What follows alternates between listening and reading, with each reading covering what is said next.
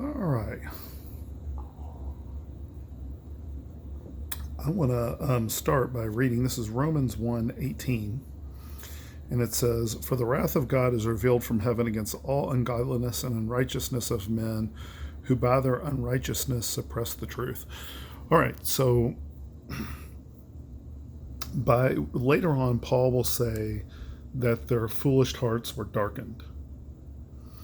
Now, I'm not sure, but this could be an explanation why when you really think about it yourself or you talk to an unbeliever, they may say something like, they may not realize or you may not feel like you ever suppress the truth.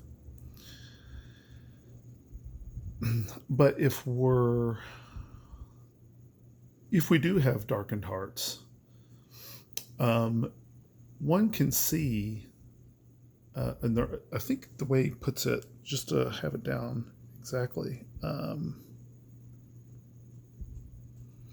Well, anyway, the point here is that there's a process of suppressing the truth.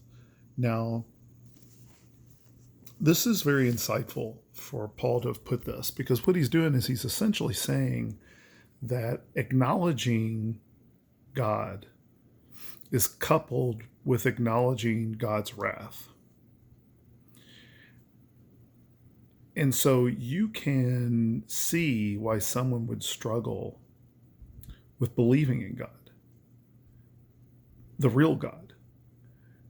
It's easy to believe in a God, right? But to believe in the God requires you to address everything you're aware of. And everyone is very aware of their own wrongdoing. They might be very aware of, and you know this because they're so aware of other people's wrongdoing. They don't like to be wronged. And as much as it may not seem like it on the outside, they're very aware of their own wrongdoing. When the person that led me to Christ, I remember he was talking to me about it. I was contemplating, as he was telling me the story of the gospel, I was thinking about a particular sin from the day before. And I remember going, if this is true, what he's saying, God would definitely not be happy with what I did yesterday. Now, moving on here in Romans.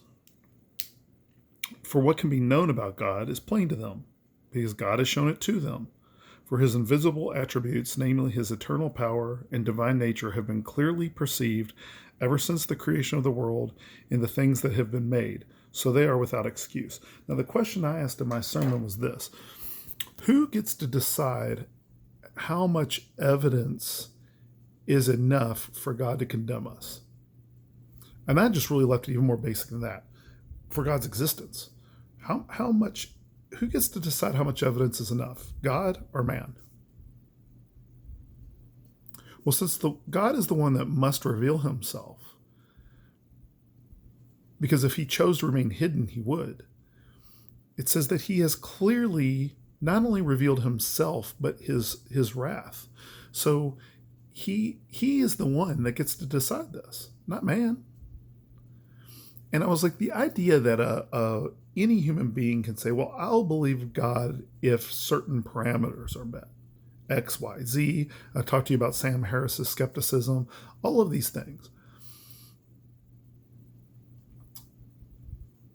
Not that it's not important to answer skeptics, because the Bible does say that we have to provide a defense, okay? Because there are intellectual strongholds, okay, that people will hide behind, and those, it can be helpful to break those down.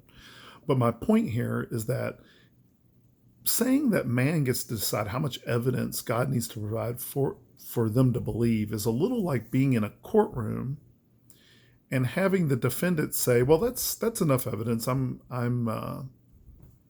off the hook. I'm acquitted." Isn't that a little weird? And yet we accept people walking around saying, well, I would believe if this or that. If you can't believe what's already been provided by the creator of the universe, the problem isn't the evidence. The problem is your heart. The problem is you, which is what Paul is stating here. So moving on, it says, for although they knew God, they did not honor him as God or give thanks to him, but they became futile in their thinking, and their foolish hearts were darkened. So you get this idea that you can see how they really believe that they've suppressed nothing. I'm not suppressing anything, you know. You can see how they believe that because their minds are darkened. They've gone through the process so much that it's become second nature. It's old hat. But not only that, to deny something that is so obvious and accept that as a way of an adequate way of thinking is to embrace foolishness.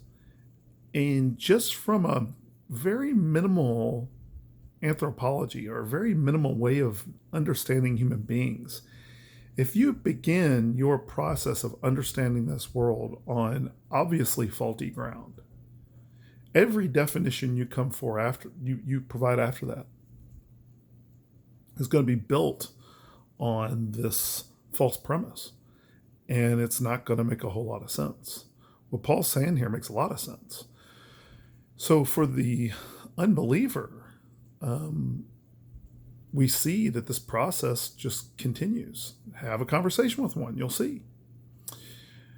Now, I want to move on to this last part here in Romans of this first part. And it says, claiming to be wise, they became fools and exchanged the glory of immortal God for images resembling mortal man and birds and animals and reptiles, giving credit of creation to the created things rather than to the Creator, which is obviously manifest in the existence of these created things.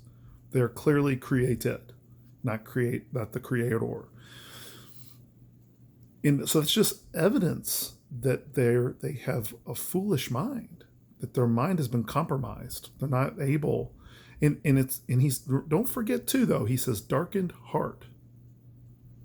Their desires are wrong too. So there's a lot to take in here, okay? And really reading ahead in Romans would be very helpful for understanding all of this. But we're not going to do that for this. I'm going to leave it with this one last thing. Paul has given the Roman church and all of us a way to view the world in a godly way. We have to understand that God's wrath is manifested in nature. All right? That we can look out at the world and see not only God's existence and God's wrath. How could this not cause us to be even more grateful for Jesus? How could this not cause us, if this is true, if our hearts are not darkened, if we, and we're not, because we know who to worship in full, by the way, not just accepting only parts of God and all that. I mean, accepting God for who God is, as revealed in the scriptures. We see that we have every good reason to worship him. And unbelievers have every good reason to hide from him because they're very aware that he is a God of wrath. One last thing, in case I didn't mention this in another video, I was sharing the gospel with a guy. I'll keep this brief in case I've already discussed it.